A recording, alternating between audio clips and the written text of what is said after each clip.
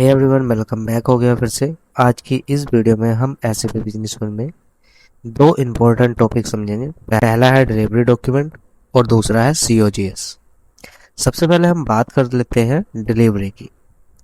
SAP में delivery का एक डॉक्यूमेंट होता है जो तब बनाया जाता है जब हम कस्टमर का गुड्स बेचते हैं। जब डिलीवरी क्रेडिट होती है, सिस्टम इन्वेंट्री से स्टॉक रिड्यूस करता है। एग्जाम्पल के लिए समझते हैं, अगर हमारे पास 100 क्वांटिटी का स्टॉक है और हम कस्टमर को 10 क्वांटिटी डिलीवर करते हैं तो डिलीवरी के बाद अवेलेबल स्टॉक 90 हो जाएगा। अब हम समझते हैं सीओजीएस। सीओजीएस समझने से पहले हम चलते हैं अपने कंप्यूटर स्क्रीन पे। हम अपने डिलीवरी का पार्ट कंप्लीट कर लेते हैं कि डिलीवरी कहाँ से बनाई जाती है। डिलीवरी आप बनाने के लिए सबसे पहले आप यूज़ करोगे मॉड्यूल के अंदर। यहाँ पे आएगा आपका सेल्स एआर। मैंने ऑलरेडी वीडियो बना रखी है सेल ऑर्डर परफॉर्मा इनवॉइस के ऊपर। अगर आपने अभी तक नहीं देखी है तो चैनल की प्लेलिस्ट में पड़ी हुई है, आप जाके वहां से देख सकते हैं। अब चलते हैं हम डिलीवरी के ऊपर। डिलीवरी के ऊपर बनाने से पहले आप डिलीवरी यूज करोगे अपने सेल ऑर्डर के हिसाब से, तो सेल ऑर्डर पे चले जाते हैं, परफॉर्मा इनवॉइस।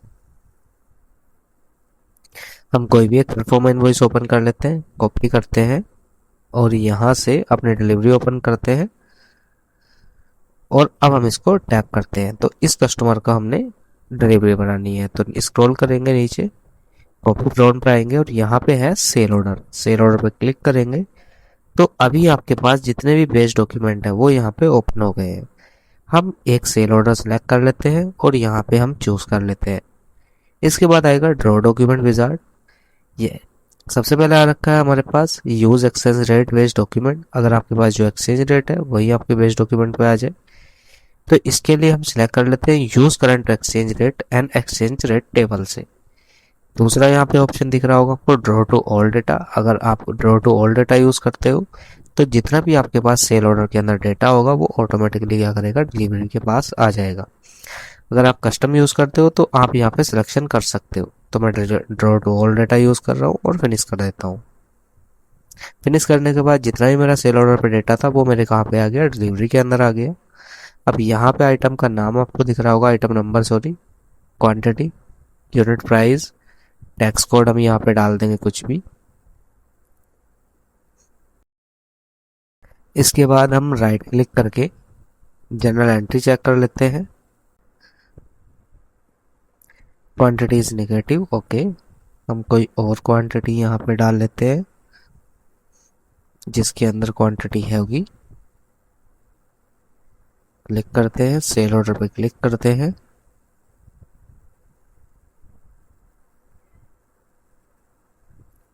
आइटम के गोल्डन एरो पे क्लिक करते हैं, इन्वेंटरी डेटा पे क्लिक करते हैं और यहाँ पे हम सिर्फ स्टॉक चेक कर लेते हैं। DHFG के अंदर हमारा स्टॉक है। हम सेल ऑर्डर से भी डायरेक्ट क्या कर सकते हैं, डिलीवरी क्रिएट कर सकते हैं। मैं सेल ऑर्डर पे आया, कॉपी टू किया और डिलीवरी ऑर्डर पे क्लिक कर दिया। अब हम यहाँ पे देखेंगे कि हमारा वेयर हाउस तो यहाँ पे दिख नहीं रहा है हमारे टेबल पे, तो अब क्या करेंगे, फॉर्म सेटिंग पे आएंगे, टेबल फॉर्मेट पे आएंगे और यहाँ पे डालेंगे WHS। क्लिक करेंगे, ओके करोगे तो आपके पास वेयर हाउस आ गया। इसके बाद आप यहाँ पे एंटर करोगे, एंटर करोगे। अब आपका क्या हुआ, डिलीवरी डॉक्यूमेंट सेव हो चुका है। लेफ्ट एरो की यूज करूंगा मैं। इसके बाद अगर आपका फ्रेट भी है तो वो भी आप डाल सकते थे, अगर आपका इंश्योरेंस है तो वो भी आप डाल सकते थे डॉक्यूमेंट बनने से पहले। अब आप राइट क्लिक करोगे, जनरल एंट्री चेक करोगे तो यहाँ पे आपको दिखेगा फिनिश प्रोडक्ट और नीचे दिखे आपको finish good, cost of goods sold. अब यहीं से स्टार्ट होता है हमारा सीओजीएस। अब हम समझते हैं सीओजीएस को।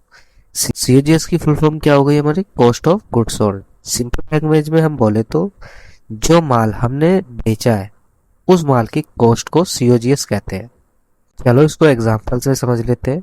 अगर हम आइटम की बाइंग कॉस्ट 500 रुपये है और हम उसे 800 रुपये में सेल करते हैं तो सेल वैल्यू हो गई मेरी 800 रुपये, लेकिन जो मेरी बाइंग वैल्यू थी वही मेरा सीओजीएस हो गया हमारा 500 रुपये और ग्रॉस प्रॉफिट हो गया हमारा 300।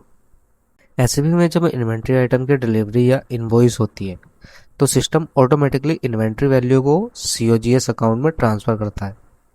अब आपको क्लियर हो गया होगा कि डिलीवरी के अंदर हमारे पास जो जनरल एंट्री जाती है वो क्या जाती है, फिनिश गुड हमारा क्या हो जाता है, क्रेडिट हो जाता है, और COGS हमारा क्या हो जाता है, डेबिट हो जाता है। COGS हमारा डेबिट हो गया और फिनिश प्रोडक्ट हमारे पास क्या हो गया, क्रेडिट हो गया। जो हमने सामान बेचा वो हमारा क्रेडिट हो चुका है, जो हमारे पास COGS बननी थी वो हमारे पास क्या हो गई, बुक हो चुकी है।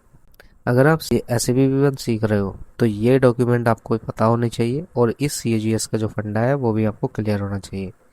Thank you guys, I hope आपको ये समझ आ गया। अगर आपका कोई भी क्वेश्चन है तो कमेंट में पूछ सकते हो।